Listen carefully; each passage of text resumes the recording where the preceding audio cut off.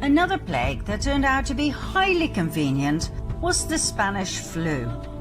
More people died of the Spanish flu than of bullets during the First World War.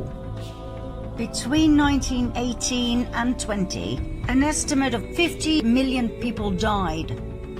1/3 of the entire world population was infected. It is believed to be the greatest pandemic the world has ever experienced, worse even than the medieval Black Death. There are several very interesting things about the Spanish flu. First of all, it didn't start in Spain. Secondly, it wasn't a flu. There's more, but let's start with these two, shall we? If it didn't start in Spain, then where did it? In the US. If it wasn't a flu virus, what was it? It was a bacteria that caused severe and in most cases lethal pneumonia. According to a 2008 National Institute of Health paper, bacterial pneumonia was the killer in a minimum of 92.7% of the autopsies reviewed. So why do we call it the Spanish flu? As a decoy, a smokescreen to hide the truth. Why? Because the truth is so hideous. Most people prefer to hear a convenient lie. The first cases of bacterial pneumonia in 1918 trace back to a military base in Fort Riley, Kansas. Long story short, during the first half of 1918, an experimental bacterial meningitis vaccine cultured in horses by the Rockefeller Institute for Medical Research in New York, now the Rockefeller University, was injected into soldiers at Fort Riley.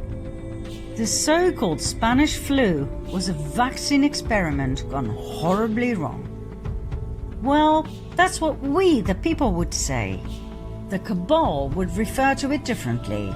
They would call it an experiment with the best outcome ever. Millions of American soldiers were vaccinated with this experimental serum. 2 million of them went overseas. They fought under poor sanitary conditions, so the bacteria spread like wildfire wherever they went. The story was then spread that these soldiers would come home with all sorts of European diseases, so the American population was vaccinated as well. On top of everything else, the vaccines were distributed all over Europe. Only the vaccinated died. Healthy men and women in the prime of their lives died, not the elderly, as would have been the case if it were a flu virus. Who was in charge of that distribution and mass vaccination program? The Rockefeller Institute. Who was the main scientist in charge? Dr. Frederick Gates.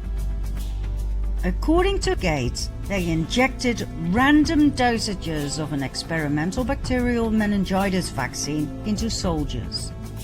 Those who survived became cloud adults, meaning they spread the bacteria to others, even the non-vaccinated. In modern COVID days, we would call it shedding.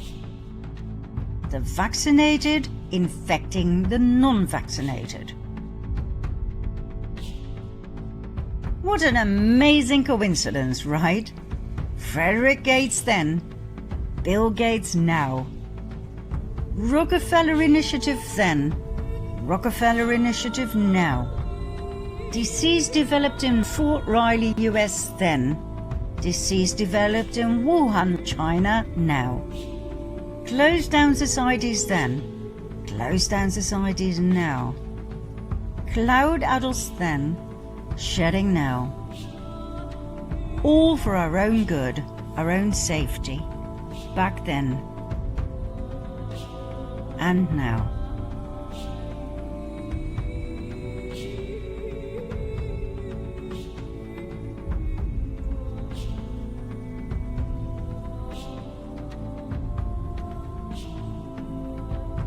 and just about a century in between.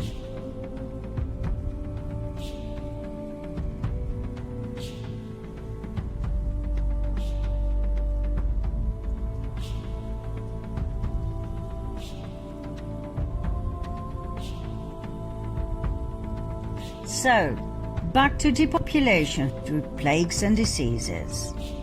The problem with plagues is that they don't occur much, certainly not in these modern times of hygiene. But not to worry, the cabal is quite creative and always comes up with a solution to every problem. If there is no plague available, you create one.